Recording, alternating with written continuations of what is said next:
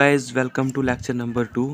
तो गाइस आज है लेक्चर 2 हमारे पूरे रे ऑप्टिक्स का, मतलब मेरे चैनल की दूसरी वीडियो है। तो हम कर रहे थे रे ऑप्टिक्स।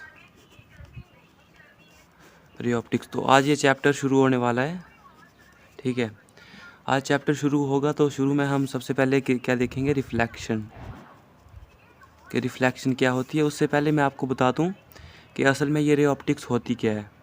सबसे पहले रे क्या होती है, ठीक है। रे it is a path of light, ठीक है।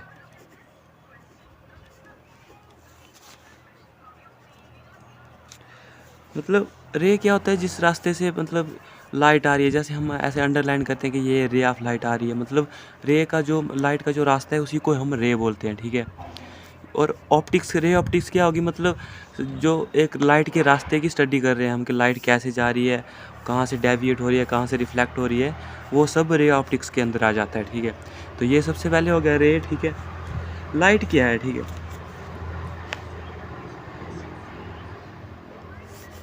हम जैसे इसमें पढ़ेंगे कि लाइट, ठीक है।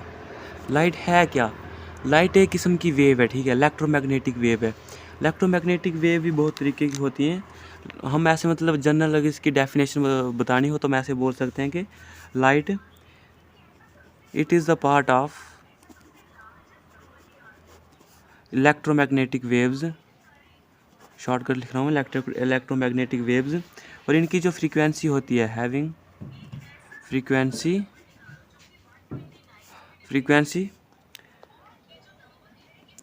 किसके बिटवीन 300 एंड 780, इसके बीच में जो होती है, इसकी लाइट एक वेव है, ठीक है। और इस वेव की जो फ्रीक्वेंसी है वो इसके बीच होती है, ठीक है। 3800 और 7800 के बीच में इसकी जो फ्रीक्वेंसी होती है।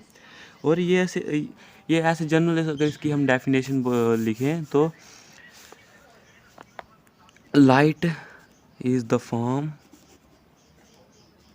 Of energy which produces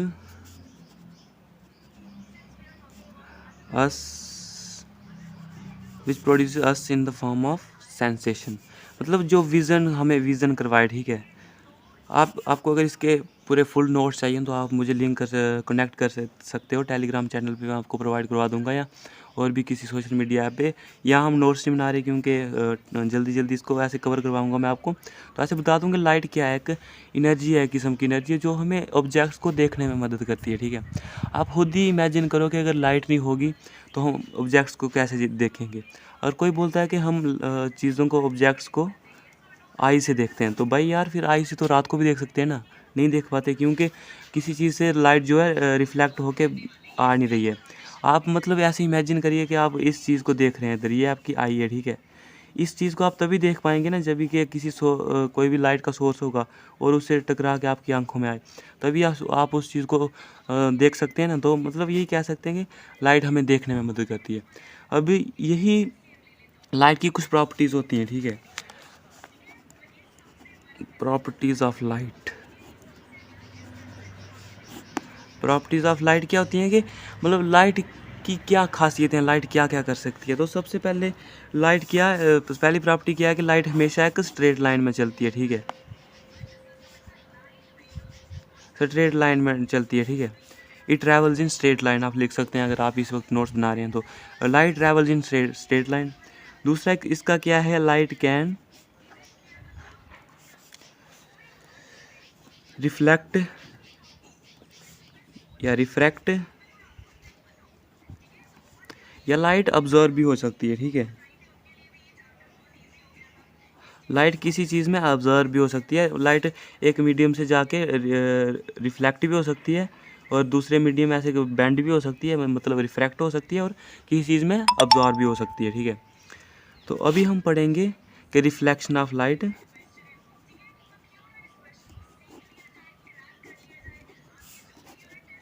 from plane mirror, ठीक है। मतलब एक प्लेन मिरर से कैसे लाइट जो है रिफ्लेक्ट होती है, ठीक है, फ्रॉम प्लेन मिरर। तो प्लेन मिरर क्या है, सबसे पहले आप मिरर क्या है, मिरर क्या है कि एक ऐसा ट्रांसपेरेंट सरफेस होता है, ठीक है। ट्रांसपेरेंट सरफेस होता है जो कि एक साइड से पॉलिश किया गया हो, कि लाइट दूसरी तरफ जा ना सके, कि लाइट सिर्फ जाके वापस आ जाए, तो उस चीज़ को हम मिरर बोलते हैं। ठीक है, तो प्लेन मिरर से जब रिफ्लेक्शन होती है, सबसे पहले आपको रिफ्लेक्शन की डेफिनेशन बता दूं मैं।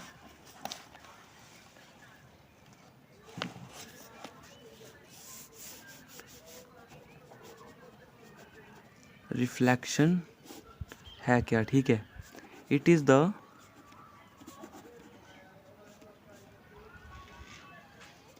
of coming back, it is the phenomena of coming back of light from a polished surface which is known as mirror। ठीक है, एक मिरर से जब लाइट वापस आती है उसी फिनोमेना को हम रिफ्लेक्शन बोलते हैं। यानी किसी भी चीज़ से अगर लाइट टकरा के वापस आती है तो उसको हम रिफ्लेक्शन बोलते हैं। ठीक है, तो रिफ्लेक्शन की अगर मैं आपको डेफिनेशन लिखवाऊँ तो लिखिए, it is the phenomena of coming back of light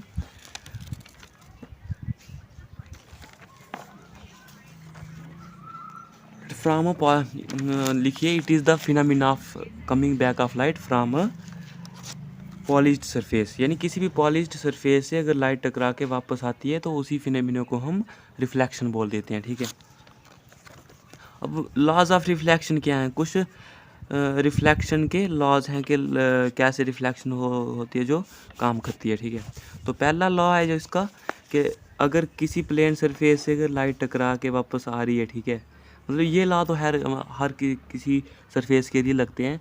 मान लो किसी सरफेस से अगर जो लाइट है वो टकरा के वापस आ रही है, ठीक है, तो ये जो लाइट जो मतलब हम फेंकते हैं किसी सरफेस पे, जो लाइट जाती है उसको हम बोलते हैं इंसिडेंट रे, और जो रे वापस आती है उसको हम बोलते हैं रिफ्लेक्टेड रे। ठीक है, तो पहला लॉ क्या है रिफ्लेक्शन का, कि जो मतलब सरफेस के परपेंडिकुलर जो हम खींचते हैं, ठीक है, सरफेस के नॉर्मल जो 90 डिग्री खींचते हैं हम, जो नॉर्मल होता है उससे जो इंसिडेंट एंगल बनाती है और जो रिफ्रैक्टेड रे एंगल बनाती है, वो क्या होता है, angle i is equal to angle r होता है। ये पहला लॉ है रिफ्लेक्शन का। ठीक है, और दूसरा लॉ ये है कि जो इंसिडेंट रे होती है और रिफ्लेक्टेड और नॉर्मल, ये सारे एक ही प्लेन में आते हैं। कहने का मतलब कि एक प्लेन, जैसे हम एक क्वाड्रेंट ड्रा करते हैं, ठीक है, उसमें दो तरह के मतलब एक ही प्लेन में आ रही है चीज़ वो, ठीक है, एक्स वाई प्लेन में आ रही है, मतलब ये इसको ऐसे बोल सकते हैं कि 2D है, ठीक है, 2 डायमेंशन में आ रही है। और वो ऐसे अगर हम 3 डायमेंशन बना दें तो वो एक प्लेन में नहीं, उसके बहुत सारे प्लेन हो गए। ठीक है, वैसे ही जो रिफ्लेक्शन है वो सेम प्लेन पे लाई करते हैं। यानी अगर ये एक्स वाई प्लेन है तो एक ही तरह के प्लेन पे, मतलब अगर आप ऐसे इमेजिन करें तो एक, अगर ये फॉर एग्जांपल कि ये कोई सरफेस है, ठीक है, वो इस सरफेस पे ही होगी, मतलब अंदर या बाहर नहीं आई होगी, वो जो लाइट की रे होगी सेम प्लेन पे ही वो आएगी। ठीक है, दूसरा लॉ ये है, ठीक है, कि ये सारे सेम पॉइंट पे और सेम प्लेन पे लाई करते हैं। ठीक है स्टूडेंट्स, मैंने अभी तक आपको बता दिया कि रिफ्लेक्शन क्या होती है, लाइट क्या होती है, इसका बेसिक बता दिया आपको। अगर थोड़ा बहुत मैं फिर मेमोराइज़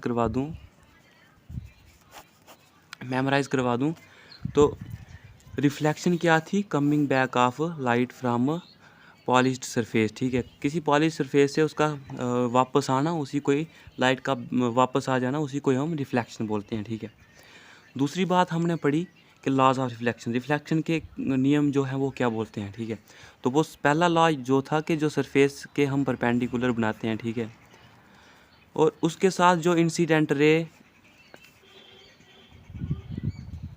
जो एंगल बनाती है उसको एंगल आई बोलते हैं, और जो रिफ्लेक्टर रे के साथ बनाती है उसको एंगल आर बोलते हैं। तो इसके लॉज जो थे उसमें पहला था ये कि angle i is equal to angle r. ठीक है, पहली बात। दूसरी बात कि ये जो नॉर्मल होती है, ये जो इंसिडेंट और रिफ्लेक्टर, ये सारे एक ही प्लेन पे आते हैं। दूसरा ये था लॉ इसका। ठीक है, उसके बाद हमने अभी पढ़ना है कि अगर इमेज कैसे बनती है। ठीक है, सबसे पहले इमेज फॉर्मेशन कैसे होती है, जो मतलब हम ऐसे देखते हैं कि ये मिरर लगा है, ठीक है, इधर कोई ऑब्जेक्ट रखा है हमने, ठीक है, समझ लो मीन्स कि हम ही खड़े हैं, ठीक है, ऐसे से पतले से, ठीक है, और हमारी इमेज कब बनेगी, किसी भी चीज़ की इमेज कब बनती है, जब उसकी जो उससे दो कोई रेज जाके कहीं मीट कर जाएं तो वहीं उसकी इमेज बन जाती है। ठीक है। तो इन केस आप प्लेन मिरर के केस में हम इमेज फॉर्मेशन समझेंगे, ठीक है। थोड़ी सी ज़्यादा इसकी एग्ज़ाम में आनी नहीं है, बस आपकी थोड़े जनरल नॉलेज के लिए बता दूं कि जब भी ही कोई प्लेन मिरर ले लेते हैं, ठीक है, और जब भी इसमें कोई इमेज पॉइंट साइज ऑब्जेक्ट ले लेते हैं कोई, ठीक है, फॉर एग्जांपल ये हमने पॉइंट साइज ऑब्जेक्ट ले लिया और इससे 2 रेज निकली, एक रेज 2 ही रेज मिलेंगी तभी तभी ऑब्जेक्ट बनेगा, ठीक है, और एक ये रेज सीधी ले ली हमने, ठीक है, इसको प्रिंसिपल एक्सिस भी बोलते हैं, ठीक है।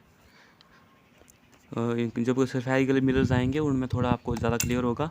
ये जब ये इसमें से जाएगी तो वापस रिफ्लेक्ट होके आएगी, ये इसका नॉर्मल रहा और इसके बराबर एंगल बना के ऐसे रिफ्लेक्ट आएगी यहाँ से, ठीक है। और ये दोनों इधर कहीं मीट तो करेंगी, डाइवर्ज हो रही हैं, दूर जा रही हैं। तो हमको ऐसे भी लगता है ना कि जब हम प्लेन मिरर के सामने खड़े होते हैं तो हमको लगता है यार हम पीछे दिख रहे हैं, ठीक है। तो यही केस होता है कि प्लेन मिरर में जो है वो ऐसे आंखें उसको पीछे मीट करवा लेती हैं, हम ऐसे इमेजिन कर लेते हैं कि लाइट पीछे मीट कर रही है, ठीक है, असल में वो वापस आ रही थी, लेकिन इमेजिन कर लेते हैं कि पीछे जाके कहीं इमेज बन रही है, तो दिखती भी हमें पीछे ही है, तो इसकी इमेज कहाँ बन रही है, पीछे। तो प्रॉपर्टीज ऑफ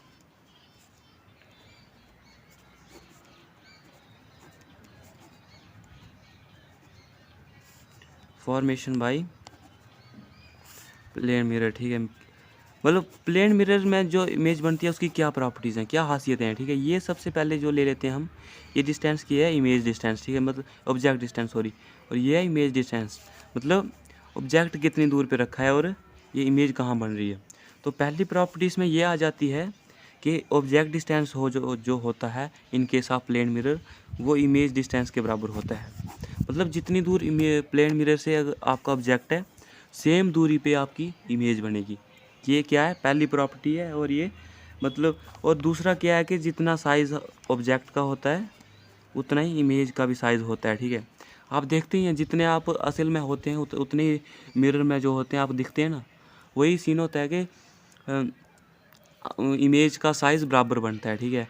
और वही याद रख लो कि इमेज डिस्टेंस और इमेज साइज़ बराबर होता है। पहली प्रॉपर्टी ये होगी कि तो इसमें अगर आप डिस्टेंस अज्यूम करें, इसको ए रखें पी बी, तो इसमें सिंपली दिखाई दे रहा है कि A P is equal to distance P B, ठीक है। आई समझ, इतना क्लियर हुआ।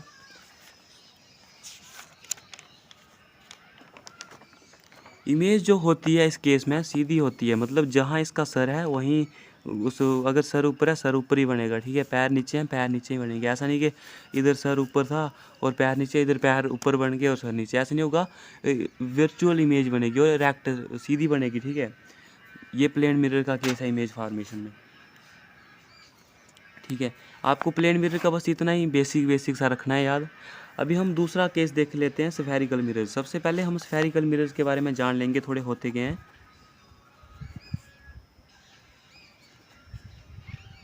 सॉरी यार, स्फेरिकल मिरर्स, ठीक है, स्फेरिकल मिरर। स्फेरिकल से पता ही चल रहा है कि वैसे मिरर जो स्फीयर की शेप में होंगे, ठीक है। स्फीयर क्या होता है, कोई ये आ गया सर्कल, ठीक है। स्फीयर क्या होता है कि जिसके अंदर कुछ वॉल्यूम हो। सर्कल तो हम एक प्लेन सरफेस पे बनाते हैं, ठीक है, मतलब उसकी ना ही कोई वो होती है, क्या बोलते हैं उसको, इसमें कोई वॉल्यूम थोड़ी आ रही है, ठीक है। इसमें स्फीयर जो होता है आप इमेजिन कर लीजिए जैसे आपको क्रिकेट बॉल है या मतलब वॉलीबॉल वगैरह, जो ऐसे गोल चीज़ें होती हैं उन्हीं को स्फीयर बोलते हैं, ठीक है। तो जो स्फेरिकल मिरर्स होते हैं इनमें 2 ही केसेस है ना, कि एक जो बाहर की तरफ से हम इसको अंदर की तरफ से पॉलिश कर सकते हैं, ठीक है। तो ये रिफ्लेक्टिंग सरफेस का बाहर वाला बन गया, ठीक है। या दूसरा केस यूँ है कि हम इसको अंदर की तरफ से कर लिया, हम इसको बाहर की तरफ से पॉलिश कर सकते हैं, ठीक है। जब इसको अंदर की तरफ से पॉलिश करेंगे तो ये जो बन के आएगा ये कुछ इस तरह का बन के आ जाएगा, अंदर से हमने पॉलिश किया है इसको, ठीक है। तो रिफ्लेक्शन जो होगी ये, हाँ, ये इसका क्या है, सेंटर रख लो, ठीक है। तो आगे आपको एक टर्म आएगी सेंटर ऑफ कर्वेचर, रेडियस, ये टर्म्स आपको फिर यहाँ से पता चलेंगी क्या होती है, ठीक है। ये जो इसका सेंटर किस तरह बन रहा है, अगर ऐसे ये सर्कल होता, ठीक है, तो इसका सेंटर इधर बनता कहीं, ठीक है। तो ये जो रहता है इसका रेडियस रहता, ठीक है, इतना क्लियर है। तो ये इस चीज़ को हम मिरर के केस में आ गया, जो सेंटर मिरर का सेंटर होगा उसको हम पोल मानेंगे, ठीक है। ये आ गया कन्वेक्स मिरर। कन्वेक्स मिरर, ठीक है। कन्वेक्स मिरर कब होगा, जब हम उस रिफ्लेक्शंस जो हैं वो बाहर की तरफ से होंगी, मीन के उसका जो हमने एरिया पॉलिश किया वो अंदर से किया, रिफ्लेक्शन बाहर से हो रही है, वो क्या हो गया हमारा कन्वेक्स मिरर। अच्छा, कनकेव मिरर के केस में क्या, कॉनकेव मिरर के केस में क्या होगा कि हमने जो सर्कल था इसको बाहर की तरफ से इसको पॉलिश किया, तो ये जो सरफेस बन के आ जाएगा कुछ ऐसा बन के आ जाएगा, ठीक है। ये इसका पॉलिश्ड सरफेस हो जाएगा, तो ये इसका सेंटर आ जाएगा सर्कल का। अभी ये भी इसका भी सेंटर ऑफ कर्वेचर आ जाएगा, सेंटर, अभी तो सेंटर ही मानो आप, सेंटर आ जाएगा। ये इसका रेडियस आ जाएगा, ये इसका पोल आ जाएगा। तो मतलब कन्वेक्स मिरर को हम, अगर कनकेव मिरर को हम कन्वर्जिंग मिरर भी बोलते हैं। कि मतलब ऐसे इमेजिन करो आप इस सरफेस पे बॉल फेंक रहे हो, क्रिकेट बॉल फेंक रहे हो, ठीक है। इधर फेंकोगे तो वो इधर आएगी, इधर फेंकोगे सारी अंदर की तरफ ही आएंगी ना। तो यही सीन होता है। जो कनकेव मिरर होता है उसको कई बार कन्वर्जिंग मिरर भी बोल देते हैं, ठीक है, कन्वर्जिंग मिरर। और जो कन्वेक्स मिरर होता है उसको वो ऐसे फेंक देता है रेज को, तो उसको डाइवर्जिंग मिरर बोल देते हैं, ठीक है। ये इसका मोटा मोटा मैंने आपको बता दिया। इसके रिलेटेड जो टर्म्स होती हैं, जैसे पोल क्या होता है, सेंटर ऑफ कर्वेचर क्या होता है, रेडियस क्या होता है, इनके रिलेटेड मैं आपको डेफिनेशंस वगैरह कल बताऊंगा, ठीक है, डेफिनेशंस। और एक और चीज़ आएगी, क्या आएगी कि जो मतलब इसको हम, आपने देखा होगा कि ये अगर हमने मिरर लिया है, इसका पोल आ गया, ये प्रिंसिपल एक्सिस आ गई, इधर इसका रेडियस आ गया, तो बीच में फोकल लेंथ नाम की चीज़ कोई सुनी होगी आपने। वो फोकल लेंथ हम मानते हैं कि रेडियस की आधी होती है, ठीक है। यानी 2f is equal to r, यानी रेडियस के दुगनी होती है फोकल लेंथ। और फोकल दुगनी होती है मतलब 2 गुना होती है, ठीक है, रेडियस के। ये चीज़ हम कल प्रूव करेंगे, ठीक है। कल के लेक्चर में क्या होगा कि relation between f and r, जो फोकस है और जो रेडियस ऑफ कर्वेचर है, इसके बीच में रिलेशन क्या है, इसको हम कल प्रूव करेंगे। वो point exam point of view से भी थोड़ा ज़रूरी है, तो कल का लेक्चर बहुत ही ज़रूरी होगा। और आज पढ़ा देता, लेकिन आज यार आगे वीडियो लंबी हो गई है, मेरे फ़ोन की इतनी स्टोरेज नहीं है, तो चलो इसको कल बताएंगे आपको। कल इम्पॉर्टेंट टॉपिक होंगे कि कौन कौन से, एक यही वाला और दूसरा मिरर फार्मूला भी हम कल ही कवर कर देंगे। ये एक चीज़, और एक चीज़ terms related to spherical mirrors के, पोल क्या है, सेंटर ऑफ कर्वेचर क्या है, रेडियस ऑफ कर्वेचर क्या है, ये सब हम कल की वीडियो में देखेंगे। तो तब के लिए बाय बाय, मज़े कीजिए। और मैं आपको हाँ एक और चीज़ सुजेस्ट करूँगा कि मैं अभी अपने ये नोट्स जितना पढ़ाया है, इसके नोट्स मैं आपको टेलीग्राम पे डाल दूंगा, वहाँ से आप देख लीजिएगा और उन नोट्स को एक बार पढ़ लीजिएगा और अंडरस्टैंडिंग करने की कोशिश करोगे। जो मैंने लिखा उसको रीडिंग करने की कोशिश करोगे, मुझे इससे कितना समझ आया। और अगर किस चीज़ के बारे में आपको डाउट आ रहा है तो या तो आप कमेंट सेक्शन में बता सकते हैं, ठीक है, मैं आपको कल क्लियर ज़रूर करवाऊँगा। पहली बात। दूसरी बात, आप मुझे टेलीग्राम पे ही बता सकते हो कि यार इधर डाउट है, मेरा क्लियर कर दो, तो मैं आपको क्लियर करने की ज़रूर कोशिश करूँगा, ठीक है। Bye bye.